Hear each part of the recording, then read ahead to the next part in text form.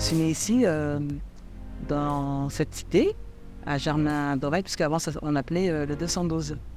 Il y avait moyen de construction, oui. Il y avait moyen de construction. Et c'était des champs de laurier. C'était pas comme maintenant. Digny, c'était des champs partout. On avait des champs de maïs tout au bout là-bas. On était petits, on allait chercher des maïs pour nous-mêmes. Avant la réalisation effective, il y a un projet de cité-jardin assez vaste, qui est donc investi par l'architecte Germain Dorel, et donc un architecte diplômé de l'École des Beaux-Arts, qui a été un élève de Josely, qui est un des grands architectes urbanistes qui pensent l'aménagement de la région parisienne juste après la Première Guerre mondiale. C'était que des champs. Derrière la cité, ça commençait déjà, ou après ça continuait vers le Pont-Tublon de Digny. Le 212, il est au Blanc-Ménil, et Pont-Tiblon est à Digny. Mais tout ça se touche.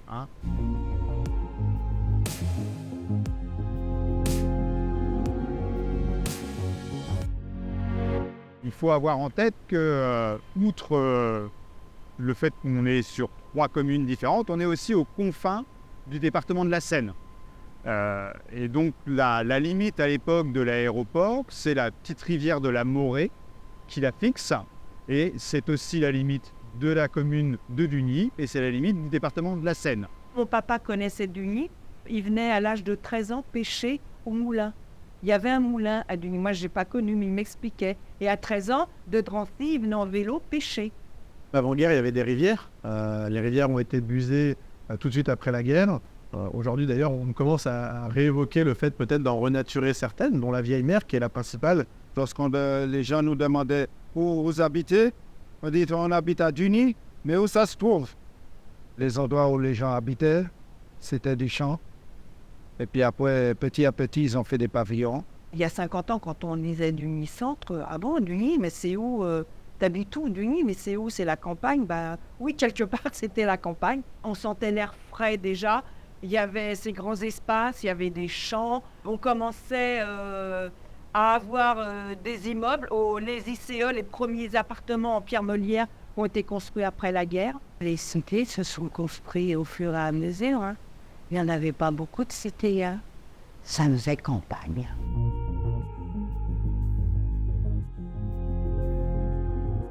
On a un front bâti qui fait face à l'aéroport, qui est particulièrement soigné et qui donne à voir une architecture art déco avec des sculptures en façade, beaucoup de couleurs, particulièrement pour la cité du 212, avec notamment de la céramique rouge qui est affichée comme ça en façade, des jaunes aussi assez soutenus. Et la référence effectivement à l'aviation va se faire à travers les sculptures, les allégories qui sont présentes. On est dans les débuts encore de l'aviation. Cette relation avec l'aéroport, elle est quand même du registre du voisinage, de la proximité. Parmi les habitants, les premiers habitants, on a la première hôtesse de l'air, on a des techniciens de l'aéroport. C'était les gens d'Air France qui habitaient ici avant. Mon père travaillait pour la compagnie Air France, donc on avait déjà la possibilité d'avoir des GP pour voyager. À ce moment-là, le droit n'existait pas.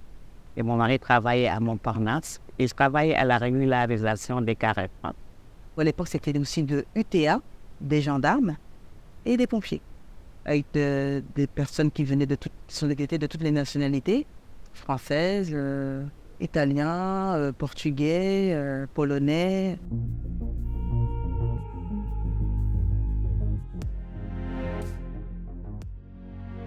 En 31-32, le directeur de l'office, Henri Sellier, qui est par ailleurs maire de Suresnes, est sollicité par le ministère de la Défense et de la Guerre pour réaliser une cité à Digny pour loger des militaires et leurs familles. Il va confier à Gonod et à Albanque le soin de réaliser une cité-jardin qu'on appelle l'Aiguillé sur un terrain militaire cédé par l'armée, sous la forme donc d'une cité-jardin qui mêle à la fois des logements en collectif et en individuel, qui donc reprennent une partie des formes de la cité-jardin de Stein.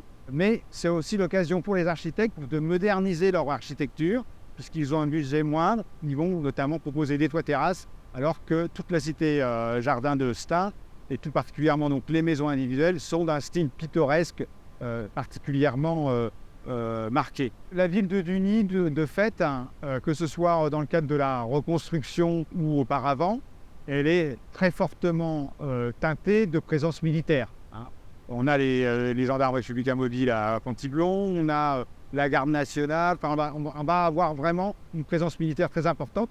On a la grande caserne de Rose, il y a un fort pourcentage de fonctionnaires liés à l'armée, à l'aéroport. On avait la caserne militaire, la caserne aux Roses. Et les militaires, c'était qui faisaient leur service militaire. Et on nous mettait à disposition les camions militaires avec des bancs dedans. Et ils faisaient leur ramassage et nous emmenaient aux portes de Paris pour aller travailler, pour choper le métro, des choses comme ça. Il y avait aussi les Noëls organisés par les Noëls de l'armée. Le Père Noël venait chargé de cadeaux à bord d'un hélicoptère qui atterrissait à la caserne. De le voir arriver à bord d'un hélicoptère et de descendre de l'hélicoptère avec sa grosse hotte et tout, c'était vraiment c'était magnifique.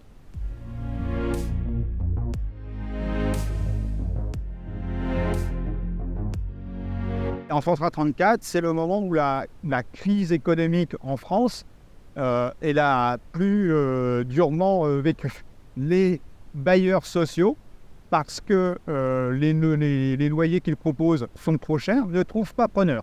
Que ce soit à la Cité 212 ou effectivement à Pontiglot, on va y loger des gendarmes républicains mobiles et ils ne quitteront ces deux cités qu'en 1976, quand le ministère de la Défense aura construit les grandes tours du fort d'Aubervilliers, où ils seront tous relogés.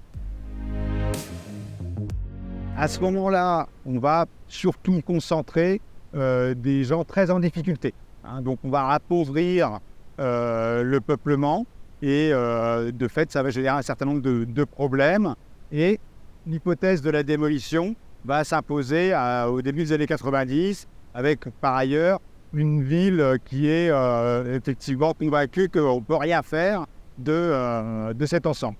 Il y a encore des appartements qui sont dans les conditions de confort minimum des années 30. On rentre, on a les toilettes, on rentre, on a un salon, les chambres, c'est des grandes pièces, mais c'était un petit salon. C'est pas si grand comme là maintenant. On disait que les salles étaient trop petits, il faut plus agrandir, il faut faire des couloirs, il faut faire des toilettes, il faut faire les chambres un peu plus grandes. Bon. La salle de bain est dans la cuisine. C'est un bac à linge, à laver le linge, qui fait aussi douche, quoi. On connaît ça. Une petite douche, la cuisine et un rideau, puis voilà. 1933, la cité du 212 sort de terre. C'est l'une des premières cités HBM, habitation bon marché. Juste en face, l'aéroport du Bourget est en plein essor et il faut des logements. Entre vandalisme et insécurité, les appartements se vident, des logements trop petits, 33 mètres carrés en moyenne. La société HLM veut détruire une barre sur deux pour aérer la cité et faire des appartements plus grands. C'est fichu cette cité, regardez, on vit comme des prisonniers. Avec du béton, parce que c'est une vie ça, pour la jeunesse, pour tout le monde. Le permis de démolir est empêché par l'architecte des bâtiments de France et propose donc une protection, une inscription au titre des monuments historiques qui est finalement validée avec donc une logique de réhabilitation, restauration et modernisation aussi de l'ensemble de la cité. On ne peut pas décemment proposer une restauration sans amélioration globale du confort. Fin 90, un truc comme ça, ça a commencé, les travaux, il fallait déménager. Ils ont coupé la cité en deux, donc il y a des familles qui ont envoyées soit au Pontiglot, d'autres, les amis à moi qui ont leur famille à Villepinte, ou à Segrand-Bedot, d'autres à Duny Centre, Il y en a qui souhaitaient revenir après le travaux. On a imposé de mettre une convention de retour après le travaux. Tu sais quoi, j'étais le premier à signer la convention. Repenser les appartements, les moderniser en profondeur et améliorer assez considérablement le sort des habitants. Et puis, les représentations associées à la cité vont être désormais positives, alors que jusqu'alors, elles étaient exclusivement négatives. Quand il y a des gens qui passent devant les gens s'arrêtent, ils prennent des photos. Waouh!